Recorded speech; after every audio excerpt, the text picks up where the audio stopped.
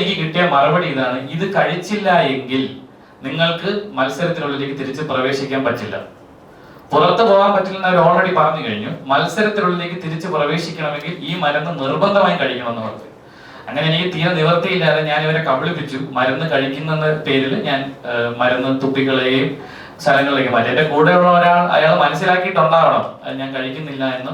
ചിലപ്പോൾ മനസ്സിലാക്കിയിട്ടുണ്ടായിരിക്കണം, അതിനെക്കുറിച്ച് കൃത്യമായി എനിക്ക് ധാരണയില്ല. അങ്ങനെ ബാക്ക് ടു ബാക്ക് ഏതാണ്ട് 3 ദിവസം എന്നെ ഈ മുറിയിൽ പൂട്ടിയിടുകയും പുറം ലോകവുമായി എനിക്ക് യാതൊരു ബന്ധവും, പുറത്ത് ഒരു മനുഷ്യരോടും, അല്ലെങ്കിൽ എനിക്ക് ഒരു ഫുഡ് കൊണ്ടുവരുന്ന ആളാണെങ്കിൽ പോലും എന്നെ കാണിക്കാതെ ഇവർ അകത്തേക്ക് ഇട്ട് എന്നെ ലോക്ക് ചെയ്യുകയും, അതൊരു സ്യൂട്ട് റൂമാണ്, അകത്തെ മുറിയിൽ ഇട്ട് എന്നെ പൂട്ടുകയും ഒരു മനുഷ്യരെ എന്നെ കാണിച്ചിട്ടില്ല, എന്നെ ആരെയും കാണാൻ സമ്മതിച്ചിട്ടില്ല. അങ്ങനെ 3 ദിവസത്തോളം ഇവരോട് പൂട്ടിയിരുന്നു. 4ാമത്തെ ദിവസം എന്നെ കാണാനായിട്ട് ഈ ഷോയുടെ 3 വലിയ അധികൃതർ വരികയാണ്. ഇതിനിടയ്ക്ക് ഒരു പ്രാവശ്യം ആ ഡോക്ടർ വീഡിയോ കോളിൽ വന്നു. അദ്ദേഹം വിശ്രമം വേണമെന്ന് പറഞ്ഞു എന്നോട്. സിബിനൊന്ന് റെസ്റ്റ് എടുത്തിട്ട് തിരിച്ച് ഷോയിൽ കയറുന്നതായിരിക്കും നല്ലതെന്ന് പറഞ്ഞു. അതിനുശേഷമാണ് 4ാമത്തെ ദിവസം ഈ ഷോയുടെ 3 അധികൃതർ വന്ന് എന്നോട് പറയുകയാണ്: സിബിന് ഈ ഷോയിൽ തുടരാൻ പറ്റില്ല, സിബിന് നമുക്ക് ആരോഗ്യപരമായ പ്രശ്നങ്ങളുണ്ട്, അതുകൊണ്ട് പുറത്തേക്ക് കൊണ്ടുപോകണം എന്ന്, പുറത്തു പോകുന്നതായിരിക്കും നല്ലത്, വിശ്രമിക്കണം എന്നാണ് പറയുന്നത്. എന്നിട്ട് അവിടെ വെച്ച് ഈ 3 പേരും നിർബന്ധിച്ച് എന്നെ കൊണ്ട് ഈ മരുന്ന് കഴിപ്പിച്ചു. നീ എന്തുകൊണ്ട് മരുന്ന് കഴിക്കുന്നില്ല? ഈ മരുന്ന് കഴിക്കണം, നിന്റെ അസുഖം അത്രയ്ക്കും, നീ അത് റിട്രൈവ് ചെയ്ത് വരണം, ഞങ്ങളുടെ ആഗ്രഹമാണ്, അങ്ങനെ ഇതാണ് എന്ന് പറഞ്ഞ് എന്നെ നിർബന്ധിച്ച് ആ 3 പേർ ആ മരുന്ന് കഴിപ്പിക്കുകയും അത് കഴിച്ചതിന്റെ സാഹചര്യത്തിൽ ഞാൻ വീണ്ടും എനിക്ക് മയക്കത്തിലേക്ക് പോകേണ്ട ഒരു സാഹചര്യം ഉണ്ടായി.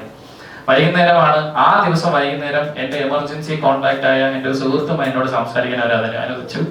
സംസാരിച്ചപ്പോഴാണ് എനിക്ക് മനസ്സിലായത്, ഇവര് എന്റെ വീട്ടിൽ ആ ദിവസം, അതായത് എനിക്ക് അവസാനം മരുന്ന് ദിവസം എന്റെ വീട്ടിൽ വിളിച്ച് ഇൻഫോം ചെയ്തത് എനിക്ക് സ്കീസോഫ്രീനിയ എന്ന് പറഞ്ഞ മാരകമായ രോഗമാണ്, വയലന്റ് ആണെന്ന് പറഞ്ഞു. ഞാൻ ഇവര് എന്റെ വീട്ടില് കൊടുത്തത് എക്സാക്ട്ലി ഈ വാക്കാണ്: സ്കീസോഫ്രീനിയ എന്ന് പറഞ്ഞ മാരകമായ അസുഖമാണ്, വയലന്റ് ആണ്, സഹ മത്സരാർത്ഥികളെ ഉപദ്രവിക്കാൻ ശ്രമിച്ചു, കുക്കർ എടുത്ത് അടിക്കാൻ ശ്രമിച്ചു, അതിന്റെ പേരിൽ സിബിനെ ഞങ്ങൾ ഒരു മുറിയിൽ പൂട്ടിയിട്ടിട്ടുണ്ട്, പുറത്തു വിടാൻ പറ്റില്ല, ഗുളിക കൊടുത്ത് കൺട്രോൾ ചെയ്ത് നിർത്തിയിരിക്കുകയാണ്, നിങ്ങൾ ആരെങ്കിലും വന്ന് സിബിനെ കൂട്ടിക്കൊണ്ടു പോകണം എന്നാണ് അവരോട് പറഞ്ഞതെന്നാണ് ഞാൻ മനസ്സിലാക്കിയത്. അത് ആ ഫോൺ കോൾ കഴിഞ്ഞപ്പോൾ എനിക്ക് മനസ്സിലായി, ഇവർക്ക് എന്നോട് എന്തോ ഒരു കോൺസ്പിറസി, എന്തോ ഒരു പ്ലാൻ ചെയ്തുള്ള ഒരു ആക്രമണം എനിക്കെതിരെ നടക്കുന്നുണ്ടെന്ന് മനസ്സിലായി. അതിനുശേഷം ഞാൻ നിങ്ങളെ ആ മരുന്ന് കാണിക്കാം.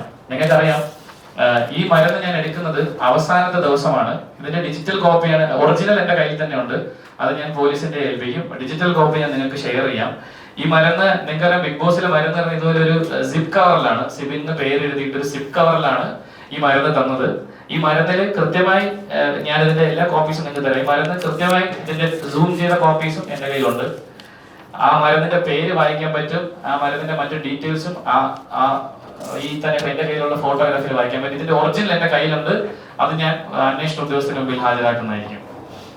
അപ്പൊ എന്റെ വീട്ടിൽ വിളിച്ചിട്ട് പറഞ്ഞത് ഇങ്ങനെ ഒരു കോൺസ്പിറസി നടക്കുന്നുണ്ടെന്ന് മനസ്സിലായിട്ടാണ് ഞാൻ തിരിച്ച് എയർപോർട്ടിൽ വരുന്നത്. അപ്പൊ ഞാൻ എയർപോർട്ടിൽ വന്ന് ഇറങ്ങിയ സാഹചര്യത്തിൽ മീഡിയാസ് സ്വാഭാവികമായിട്ട് നിങ്ങൾ ചിലർ അവിടെ ഉണ്ടായിരുന്നു. നിങ്ങൾ എന്നോട് എന്താണ് കാര്യമെന്ന് ചോദിച്ചു. നിങ്ങൾ കാര്യം ചോദിച്ചപ്പോ ഞാൻ നിങ്ങളോട് ഡോക്ടറിന്റെ നിർദ്ദേശപ്രകാരം ഞാൻ ഷോയിൽ നിന്ന് പുറത്തു വന്നതാണ്, അല്ലാതെ സ്വയമേ വാക്കൗട്ട് ചെയ്തതല്ല എന്നാണ് ഞാൻ പറഞ്ഞത്. അത് ഈ ഷോയുടെ അധികൃതർ ഉദ്ദേശിക്കുന്ന രീതിയിലുള്ള ഒരു മറുപടി അല്ലാത്തത് കൊണ്ടായിരിക്കാം ഞാൻ വീട്ടിൽ എത്തുമ്പോൾ തന്നെ എനിക്കൊരു കോൾ വന്നു. അതൊരു ത്രെറ്റ് കോൾ ആയിരുന്നു.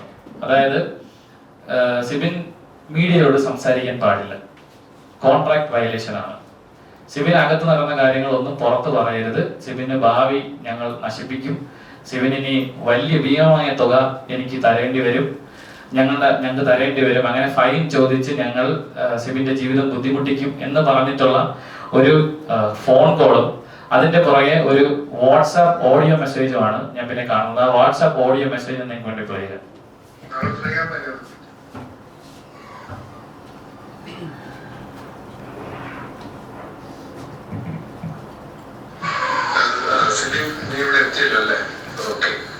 വീട്ടിലാണോ അതോ എവിടെയാണ്?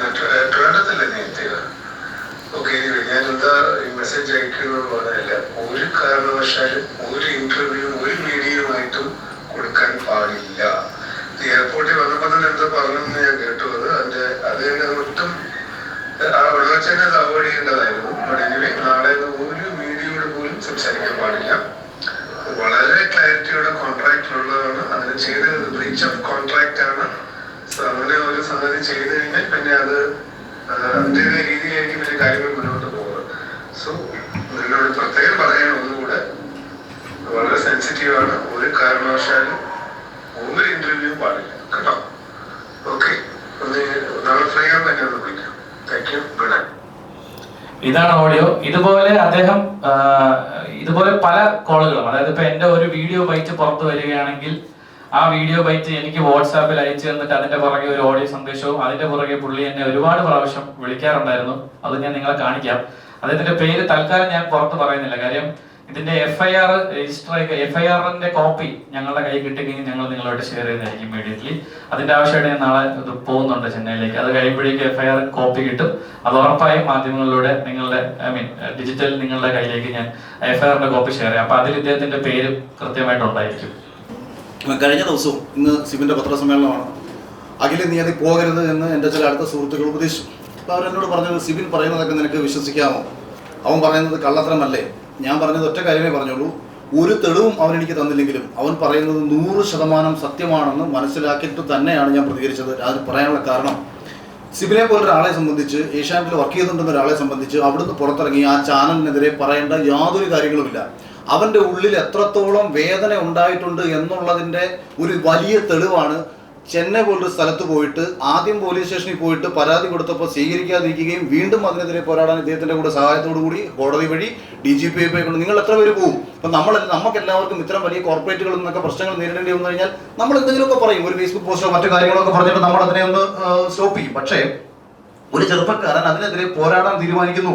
എന്താണ് ലാഭം? അപ്പോൾ ഒരു ലാഭവും പ്രതീക്ഷിക്കാതെ ജീവിതത്തിൽ വലിയ നഷ്ടങ്ങൾ, ഇപ്പോൾ വർക്ക് ചെയ്തുകൊണ്ടിരുന്ന സിനിമയിൽ നിന്ന് അവൻ്റെ പേര് മാറ്റി, റിലീസ് ആവാൻ പോകുന്ന സിനിമയിൽ നിന്ന് പേര് മാറ്റി, മറ്റു പല രീതിയിലുള്ള പ്രശ്നങ്ങൾ, ത്രെട്ടുകൾ, ഭീഷണികളൊക്കെ വരുന്ന സമയത്തും അവൻ അങ്ങനെ ഇറങ്ങി തിരിച്ചിട്ടുണ്ടെന്നുണ്ടെങ്കിൽ അവന്റെ ഉള്ളിൽ എവിടെയോ വേദനിക്കപ്പെട്ടിട്ടുള്ള ഒരു മനുഷ്യനുണ്ടായി. ആ വേദനിക്കപ്പെട്ട മനുഷ്യന്റെ ഒപ്പമാണ് ഞാൻ. അന്ന സമയത്തും ഈ മരുന്ന്, ഞാൻ മെഡിക്കൽ കമ്പനിയിൽ വർക്ക് ചെയ്തതാണ്, സൈക്കാട്രിക് ഡിവിഷനുള്ള കമ്പനിയിൽ വർക്ക് ചെയ്തതാണ്, റിസർച്ച് കമ്പനികളിൽ വർക്ക് ചെയ്തിട്ടുള്ള ആളാണ്. എനിക്കറിയാം ഒരു ഫാർമ കമ്പനികൾ ഏതെല്ലാം രീതിയിൽ ഇത്തരം റിസർച്ചുകൾക്ക് വേണ്ടിയിട്ട് ആൾക്കാരെ ഉപയോഗിക്കുമെന്നുള്ള കാര്യം. അപ്പൊ ഇതും കൂടെ പറഞ്ഞിട്ടാണ് ഞാനും ഈ വിഷയത്തിൽ വന്നത്. ഇനി നിങ്ങൾക്ക് എന്തെങ്കിലും ചോദിക്കേണ്ട നേരത്തെ ഇദ്ദേഹം ചോദിച്ചപ്പോൾ ഞാൻ പറഞ്ഞു, ഞാൻ മറുപടി പറയാമെന്ന് പറഞ്ഞു. അതായത് ഈ ഷോയിൽ ഇവർക്ക് തീരുമാനിക്കാം ആരെ ജയിപ്പിക്കണം എന്നുള്ള കാര്യം. ഒരല്പം കഴിവ് അവർക്ക് ഉണ്ടായിരുന്നാൽ മതി. അതുപോലെ ഇവർക്ക് പ്ലാൻ ചെയ്യും. ഇപ്പൊ ഫാമിലി വീക്കിൽ ഒരാളേക്ക് അകത്തേക്ക് കടത്തി വിടുമ്പോൾ ഡ്രാമ ക്രിയേറ്റ് ചെയ്യാം. അതായത് ഒരു ക്രിയേറ്റീവ് കോൺട്രിബ്യൂഷൻ കൊടുക്കാം. ഉദാഹരണം, ഷിജി ചേട്ടന്റെ കണ്ണ് കെട്ടിവെക്കുന്നു, മകൾ അടുത്ത് വന്ന് നിൽക്കുമ്പോൾ അവിടെ ഒരു വൈകാരികമായിട്ടുള്ള അന്തരീക്ഷം ഉണ്ടാവും. ഇപ്പം അച്ഛനായ ഞാൻ ഫ്രീസ് ആയിട്ട് നിൽക്കുകയും എൻ്റെ മക്കൾ എൻ്റെ അടുത്ത് വന്ന് നിൽക്കുകയും ഞാൻ ഫ്രീസാണ്, മക്കളുടെ എല്ലാ റിയാക്ഷനും കണ്ടുകൊണ്ട് നിൽക്കുമ്പോൾ സ്വാഭാവികമായിട്ടും ഒരു വൈകാരിക തലത്തിൽ ഇവർക്ക് ക്രിയേറ്റ് ചെയ്യിച്ചെടുക്കാം. അതായത് മത്സരാർത്ഥികളിൽ നിന്ന് സ്വാഭാവികമായി ഉണ്ടായില്ലെങ്കിലും ക്രിയേറ്റ് ചെയ്യിച്ചെടുക്കാൻ പറ്റും. പക്ഷെ അതേസമയം അത് എനിക്കങ്ങനെ തന്നില്ല. എൻ്റെ കാര്യത്തിൽ അപ്രതീക്ഷിതമായി സംഭവിച്ചതാണ്. എനിക്ക് പ്ലെയിൻ എൻട്രിയാണ്. അതായത് എൻ്റെ വൈഫും കുട്ടികളും സ്ട്രെയിറ്റ് ആയിട്ട് കയറി വരികയാണ്. അവിടെ ആ ഡ്രാമ അവിടെ സംഭവിച്ചത് നോർമൽ ആയിരുന്നു, നാച്ചുറൽ ആയിരുന്നു. മറ്റുള്ളവർക്ക് വേണ്ടിയിട്ട് ഇവരെന്ത് ചെയ്തു? ബാക്കപ്പ് സപ്പോർട്ട് കൊടുത്തേണ്ടിരുന്നു. അപ്പൊ ഞാൻ ഈ പറഞ്ഞത് കൃത്രിമത്വം കാണിക്കുകയല്ല, അവർക്ക് ഫേവർ ചെയ്ത് വിജയിക്കാൻ ശേഷിയുള്ള ഒരു മത്സരാർത്ഥിക്ക് വേണ്ടിയിട്ട് പരമാവധി ചെയ്യാം.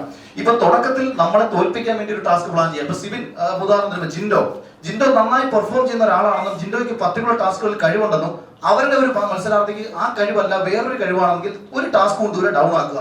ഇപ്പൊ ഹോട്ടൽ ടാസ്കിൽ എന്നെ സെക്യൂരിറ്റി ആയിട്ടാണ് നിർത്തുന്നത്. കഴിഞ്ഞ സീസണിൽ സെക്യൂരിറ്റിക്ക് എന്ത് ചെയ്യാൻ പറ്റും? അവിടെ യാതൊരു റോളും ഇല്ല ടാസ്കിൽ, കാരണം പുറത്തു പോയി നിൽക്കണം.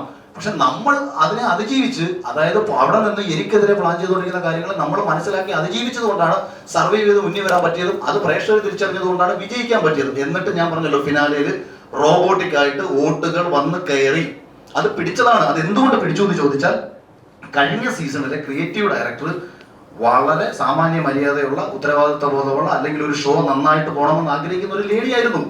അവരും ഇപ്പോ ഞങ്ങൾ ഈ ആരോപണം ഉന്നയിച്ച ആൾക്കാരും തമ്മിൽ വലിയ അടിയാണ് കഴിഞ്ഞ സീസണിൽ നടന്നത്. അവരുടെ ഒരു ഒറ്റ കടുംപിടുത്തമായിരുന്നു ഈ ഷോ നന്നായി തന്നെ വരണം, അതായത് പ്രേക്ഷകർ ആഗ്രഹിക്കുന്ന ഒരു മത്സരാർത്ഥി ജയിച്ചു വരണം. അതിനാൽ ചില ആൾക്കാർ പറഞ്ഞത് എനിക്ക് ഫേവറിസം കിട്ടിയെന്നൊക്കെ ചിലർ പറഞ്ഞു. എനിക്കൊരു ഫേവറിസം കിട്ടിയിട്ടില്ല. നല്ലൊരു മത്സരാർത്ഥി എന്ന നിലയിൽ പ്രേക്ഷകർ ഇഷ്ടപ്പെടുന്ന ഒരു മത്സരാർത്ഥി ജയിച്ചു വരട്ടെ എന്ന രീതിയിൽ അവരുടെ കടുംപിടുത്തം പിടിച്ചിട്ടുണ്ടായിരുന്നു. അങ്ങനെ ദിസ് ഈസ് ടോട്ടലി അൺഫെയർ എന്ന് പറഞ്ഞിട്ട് ഞങ്ങൾ ഈ പറഞ്ഞ ആൾക്കാർ മെസ്സേജ് അയച്ചിട്ട് എന്റെ പാക്കപ്പ് പാർട്ടി, ഞാൻ വിജയിച്ച പാർട്ടിക്ക് പങ്കെടുത്തിട്ടില്ല. ഞാൻ വിജയിച്ച ദിവസം ഏഷ്യാനെറ്റിന്റെ ഒരാൾ പോലും അന്നേ ദിവസത്തെ പാക്കപ്പ്, അന്ന് രാത്രിയിലെ പാക്കപ്പ് പാർട്ടിയിൽ പങ്കെടുക്കാതെ പോയതാണ്. കാരണം അവരാഗ്രഹിച്ചതും അവർ ചിന്തിച്ചത് ഇയാളെ അല്ല. കാര്യം മുൻകൂറായിട്ട് ഷോയിൽ കയറുന്നതിന് മുൻപേ വാക്ക് കൊടുത്ത് ഒന്നുകിൽ ഷെയർ വാങ്ങിയിട്ടോ അല്ലെങ്കിൽ മറ്റെന്തെങ്കിലും രീതിയിൽ ഭാവിയിൽ പ്രയോജനം കൊടുത്ത് പെടുത്താന്ന് പറഞ്ഞിട്ടോ ആ പ്ലാനുകൾ പൊളിഞ്ഞു. അതിന്റെ ദേഷ്യം ഇവർക്കുണ്ടായിരുന്നു. അല്ല, ഇത് ഞാൻ വിജയിച്ച ആളല്ലേ. ഞാൻ ജയിച്ചതിന് ശേഷം ഞാൻ എന്നിട്ട് ഞാൻ പറയാം, ഞാൻ ഏഷ്യാനെറ്റിന്റെ ഫസ്റ്റ് ഒരു പ്രൊമോ ഷൂട്ടിനാണ് പോകുന്നത്, ഒരു സീരിയലിന്റെ പ്രൊമോ ഷൂട്ട്. അപ്പോഴും എന്നെ വിളിച്ചിട്ട് പ്രവീൺ, നമ്മുടെ ഇവനോട് സിബിനോട് പറഞ്ഞ ഇതേ അദ്ദേഹം, ഈ പ്രവീൺ എന്ന് പറയുന്ന ഏഷ്യാന്റെ ഒരു PR ആയിട്ട് പുള്ളി എന്നെ വിളിച്ചിട്ട് പറഞ്ഞു, അഖിലെ പൈസ ഒന്നും ചോദിക്കരുത്, അഖിലിന് നമ്മൾ ഉണ്ടാക്കി തന്നിട്ടുള്ള ഒരു വലിയൊരു മൈലേജ് ഉണ്ട്. ഞാൻ പറഞ്ഞു, ഞാൻ ചിരിച്ചു. അപ്പം പുള്ളി ചോദിച്ചു, എന്തിനാ ചിരിച്ചത്? ഞാൻ പറഞ്ഞല്ല, തോൽപ്പിക്കാൻ പരമാവധി നോക്കിയിട്ട് പിന്നെ ജയിപ്പിച്ചെന്ന് പറയരുത് എന്ന് ഞാൻ പറഞ്ഞു. ഇതൊക്കെ എനിക്കറിയാം, ഞാൻ അറിയാത്തൊരു പൊട്ടനാണെന്ന് നിങ്ങൾ വിചാരിക്കരുത്. പൈസ തന്നെങ്കിൽ ഞാൻ അത് ചെയ്യും. അപ്പം പൈസ ചെയ്യരുത്. അപ്പൊ ഇതായിരുന്നു തുടക്കത്തിൽ ഇറങ്ങിയതിന് ശേഷം ഉണ്ടായിരുന്നു. പക്ഷെ എനിക്ക് അത് പറയേണ്ട കാര്യമില്ല, ഇപ്പോഴും ഇത് പറയേണ്ട കാര്യം എനിക്കില്ല. കാര്യം എന്ന് വെച്ചാൽ ഒരാളുടെ ഒരു പ്രശ്നം എന്റെ മുന്നിലേക്ക് എത്തിയപ്പോ എനിക്ക് നിശബ്ദത പാലിച്ചൂടെ? എനിക്ക് എന്താണ് നഷ്ടം? ഇപ്പം ഒരു പക്ഷെ സാബുവിന്റെ സ്ഥാനത്ത് ഞാൻ കയറി പോകേണ്ട ആളായിരിക്കാം.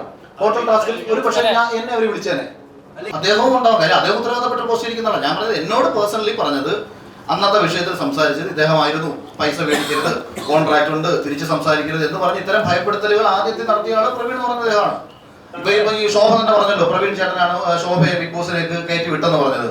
ഇപ്പൊ ജാൻമണി എനിക്കെതിരെ ഒരു വീഡിയോ ചെയ്ത് സംസാരിച്ച സമയത്ത് ജാൻമണി തന്നെ സിബിനോട് പറഞ്ഞു, ജാൻമണിയെ ഹോട്ടൽ ടാസ്ക് കയറ്റി വിടാം, ഗസ്റ്റായിട്ട് കയറ്റി വിടാം, അഖിൽമാർക്കെതിരെ വീഡിയോ ചെയ്യും. ഈ മറ്റേ അപ്സരയുടെ ഹസ്ബൻഡ് ആർക്ക് ഇവർ ഈ പെൺകുട്ടിയെ, അതാണ് ഞാൻ പറഞ്ഞത്, ഈ പാവം പിടിച്ചവനെ ചതിച്ചതായി വരും. അത് അഖിൽമാരുടെ ഹേറ്റേഴ്സ് മൊത്തം വോട്ട് ചെയ്ത് കൊടുക്കാൻ ചാർത്തിക്കോളാൻ പറഞ്ഞു. ഇതെല്ലാം പ്ലാൻ ആണ് ഇവർക്ക്. ഇങ്ങനെ അതായത് മനഃപൂർവ്വം ചെയ്യുന്നതിനും പിടിക്കുന്നതിനും ഒക്കെ തന്നെ ഇവർക്ക് ഒരു പ്ലാൻ ഉണ്ടാവും.